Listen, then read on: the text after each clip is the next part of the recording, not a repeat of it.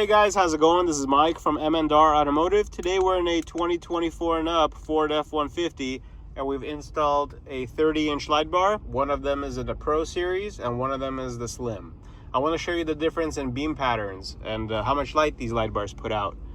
So these are your factory low beams. These are your factory high beams. This is a 30-inch light bar, which is a Pro Series, and this is a 30-inch light bar in Slim. So let's talk about the different beam patterns.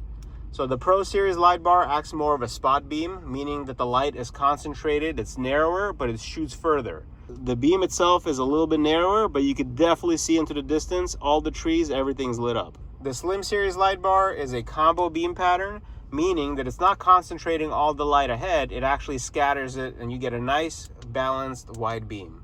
So now I'm going to turn on the light bars one by one, so that way you guys can see the difference in the beam patterns. So we're going to start with the 30-inch Pro.